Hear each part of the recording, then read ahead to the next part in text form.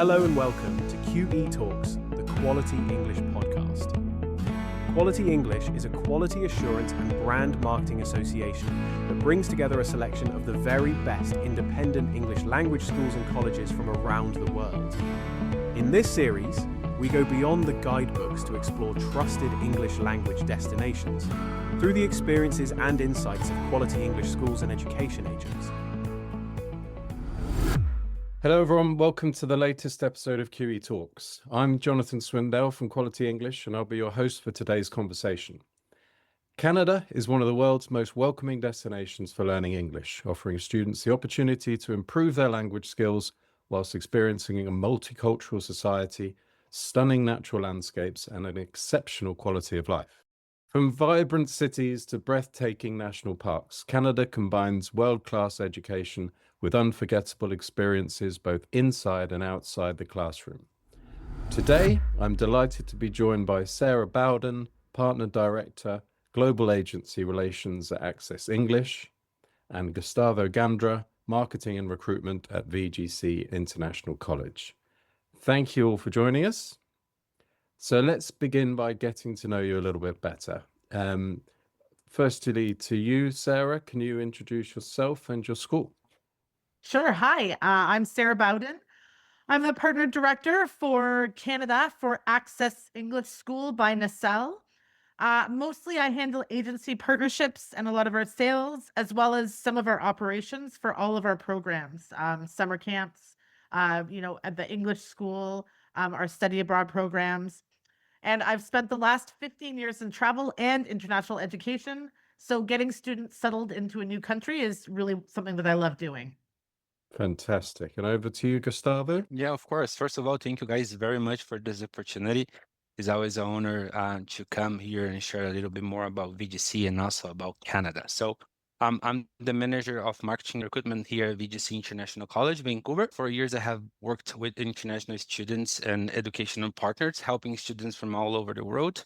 And I do truly believe that studying abroad is much more than just learning a language, right? It's about qualification, it's about growing as a person, growing your personality, building strength, confidence. And I was a foreigner student, international student myself, so I do understand all of the feelings that those students has once they arrive in Canada.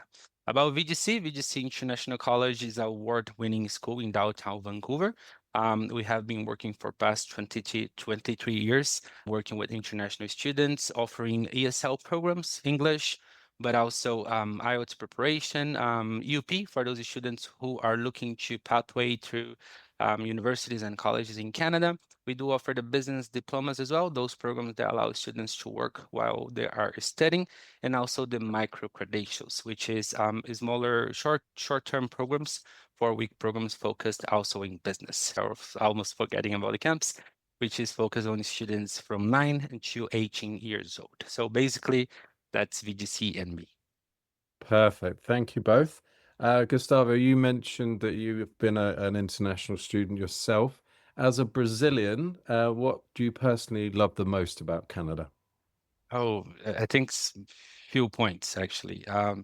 First of all, the balance between nature and city life. I truly think that Canada has both in the same place. I'm specifically in Vancouver, and we do have everything that a big city has to offer because Vancouver is a big city. But at the same time, we have mountains, we have lakes, we have forests, we have ski resorts within a short drive from us. Multiculturalism, which is very important. Canada has people from all over the world, and diversity is quite unique. It's common to hear multiple languages in the same neighborhood and find cuisines from every culture, and it helps students to adapt. And safety for sure. I think it's a very safe place, safe environment, which gives the student the right impression that he's going to be living the best he can in a very safe place. Perfect. Okay. And Sarah, yourself, what do you love most about Canada? Sure. Well, I'm Canada, Toronto born and raised, so a little bit different. But I think for me, honestly, it's how much room there is to breathe here. And I mean that both literally and culturally. So I live right downtown Toronto, and I can be downtown and be at a concert one night, And then I can also hike a trail down here, or within an hour, the next day I can be at a lake, or hiking a trail like in the wilderness up in the Muskokas or up north. I think that there's just sort of like a real ease to how people from completely different backgrounds are able to coexist here. It doesn't feel forced at all. Lovely. Okay, now I'm going to be quite strict with this question because some of our previous guests have probably gone slightly over their 3 words. But sticking with you, Sarah, for now, if you had to describe Canada in just 3 words for international students, what would they be? Open, diverse, and unforgettable. Perfect. And Gustavo? Probably opportunity, belonging, and adventure. Very nice. Okay. So sticking with you, Gustavo, as well. Canada, it's a pretty big country from what I've noticed. How would you say that the West Coast where you are differs from the East Coast and everything in between? I mean, it's probably quite a hard question to answer, but do you think there's a clear difference between the way of life and the culture in the West to the East? I think so. Being honest, I think Canada, that's the magic about Canada, right? You have many different places in the same country, right? And diverse, as we said, at the same time, different kind of experience, all of the 4 seasons and all of those things, specific for Latin American students, are quite key because they don't have the chance to experience, the seasons as we do in Canada. I would say that immersion for sure, and opportunity maybe to learn different ways of language. We can have Montreal offering like French besides English, so having the chance to learn 2 languages at the same place is quite unique. But in Vancouver, I would say probably the most important thing that we have would be how easy it is to adapt, specifically in the winter time, since we do have a more I don't want to say hot weather, but more easy to adapt weather in the winter compared to a place like Toronto and Montreal, of course. Okay. And would you agree with that, Sarah? How do you see the difference between? I mean, I've often heard Vancouver and out west, the people called a little bit more chill than us Easterners. And definitely out west, they've got the mountains, whereas here in sort of Toronto, Ontario, like Ontario area, Quebec, we have the lakes. But yeah, I would say Gustavo is not wrong. They definitely have a better winter than us. We have a cold winter. So wrap up warm, anyone going in the winter. Okay, so from your perspective, Gustavo, what makes Canada such a special destination for English language students in particular, as opposed to any other type of student who might come? I think it's the chance to experience it all in the same place. I think the language immersion, the opportunity to learn, as I said before, 2 languages in the same place if you want. Even places like Toronto and Vancouver, we can find French courses with very high quality. A welcoming and multicultural environment with high quality education, unforgettable lifestyle, and most important, a safe place to live and study. So I think Canada would be a package of lots of qualities in the same destination. Yeah, like you say, it is high quality provision. You have accreditation, not just from Quality English, but you have local accreditation as well. Sarah, how important is it that you have these badges to prove your quality? I think like on a global stage, absolutely, to have the accreditations that we are a legitimate school, and that, anyone, agency or student that enrolls, an agency that enrolls someone, or students that enroll are getting a quality product, are getting something quality, for the money that they're paying. Yeah. I think Canada overall, if you're talking about, like a great destination for them, I think, again, it's genuine multiculturalism. And I think for, language schools like ours, students aren't just learning English in a classroom, they're really living it because, they make friends with classmates who are also there learning English. They're homestay families, because a lot of our students do homestay.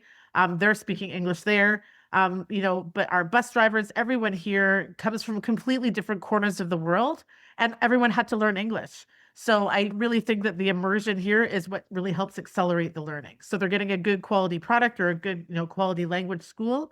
And then they're literally immersed in English. Yeah. And Gustavo, you also mentioned the multicultural aspect. How do you think that benefits your international students? You know, does it help their learning? Does it help their kind of their confidence in speaking? Or is it more of a cultural thing that they really get to know people from all over the world? I think it's all of them, you know, being honest. I think the most important thing is how easy they adapt in Canada, being honest. Having people from all over the world allows you to don't feel like an foreign, not a foreigner, I don't know if that's the right word, but a outsider, you know. So when you don't feel like an outsider in a place that is far from home, it's easier for you to adapt. And once it's easier for you to adapt, it's easier for you to learn, it's easier for you to put in practice everything that you've been getting as education. So I think it's just many situations at the same time that helps those students to adapt easier and with that to learn faster. That's what I would say. Perfect. Okay, thank you. Sarah, what usually surprises students the most when they first arrive? I mean, I would honestly say it's probably how friendly and patient people are. I really think Canadians will genuinely stop, sort of go out of their way and help you find your way. And we don't make you feel silly for still learning the language because there's so many people here that are learning the language. And I think a lot of students as well don't expect how much nature is really right on their doorsteps of our big cities. Great. Okay, and over to Gustavo. What activities do your students enjoy outside of the classroom?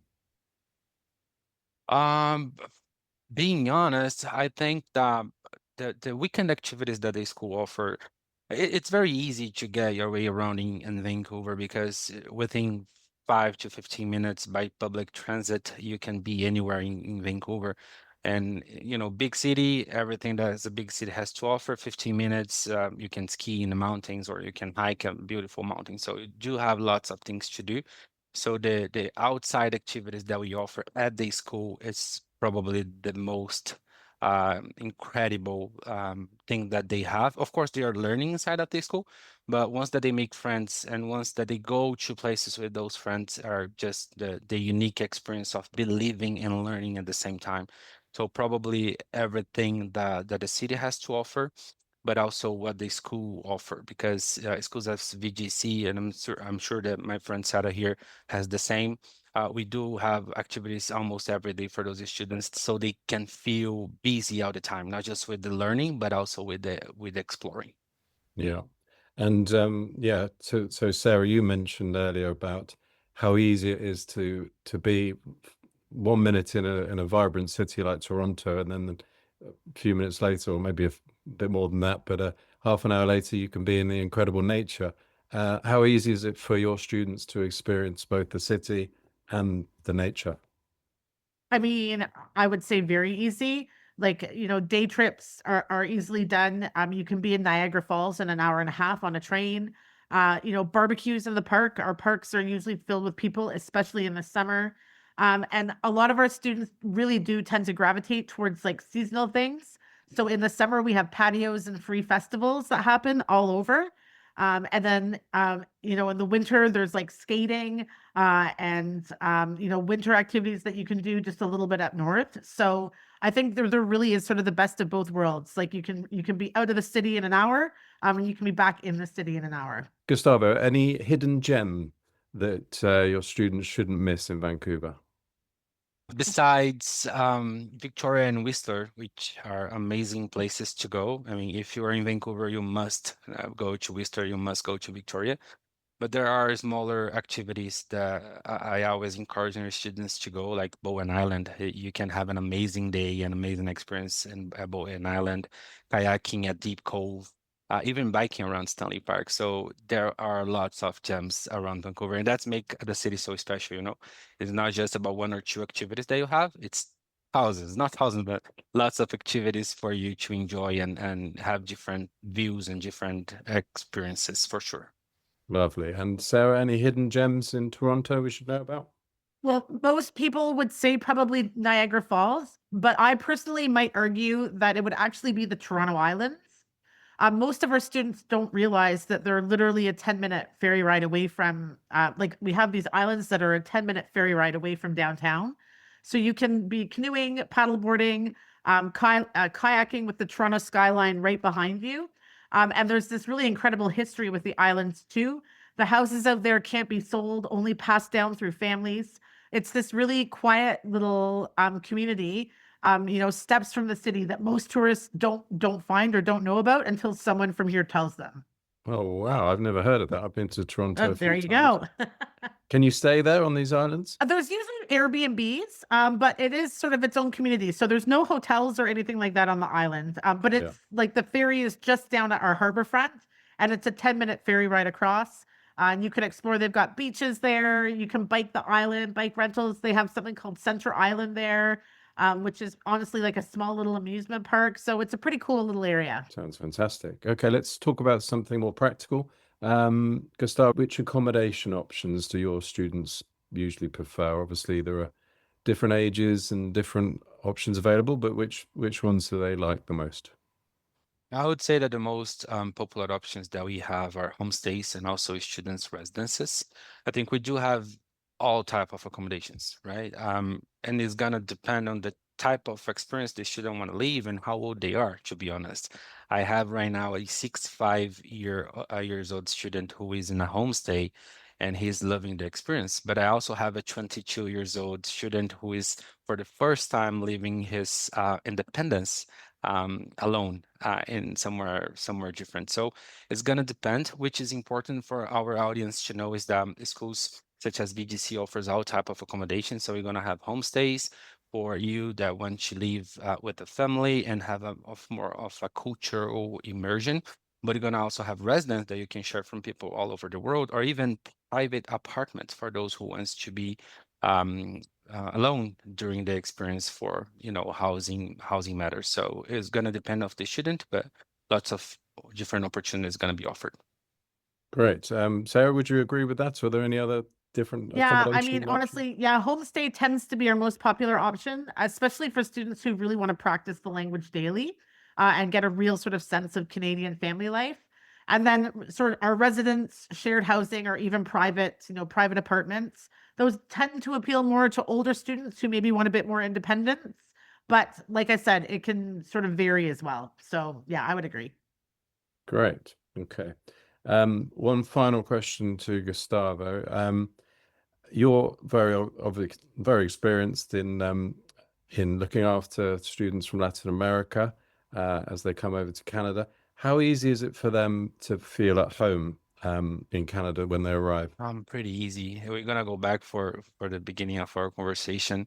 It's a multicultural place, and having people from all over the world is just easier for you to adapt. So feel home is about not feeling an outsider, right? It's about seeing people as equals. If you're Brazilian, for example, you don't need to see another Brazilian to feel equal. You need to see someone from a different place who is experiencing the same feelings that you are. So having people from all over the place, and lots of people in Vancouver now are Canadians, but they came from somewhere else.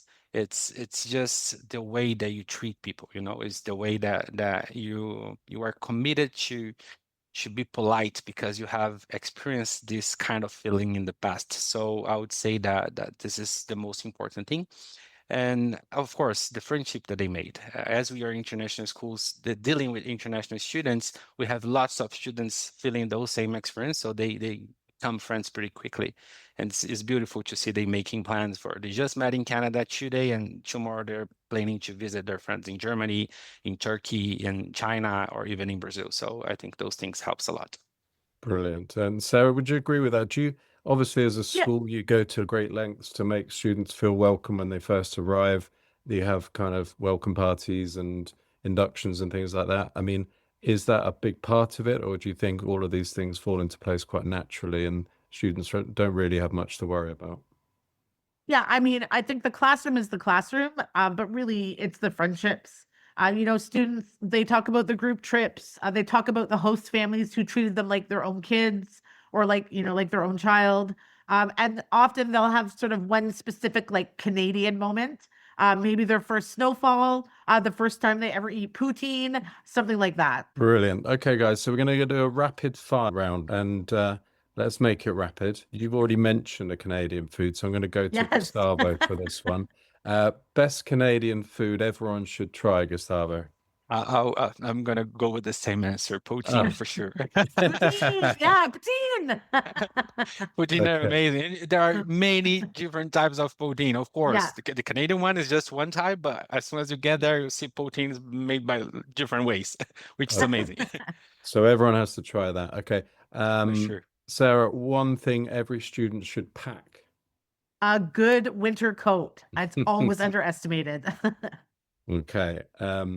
Gustavo, do you prefer the mountains or the lakes?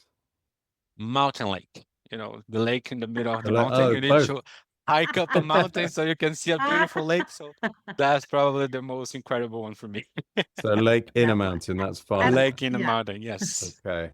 Sarah, And I'm the favorite- lakes. I'm the lakes, obviously. your lakes, but your favorite national park, Sarah? I'm here in sort of in my area would be Sandbanks. I'm just in Prince Edward County.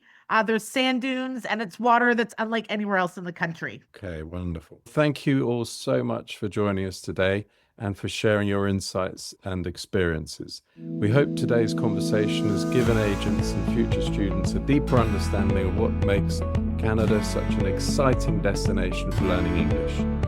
To learn more about trusted independent English language schools in Canada and around the world, visit qualityenglish.com and explore our destination guides. Thanks for listening, and we'll see you next time on QE Talks.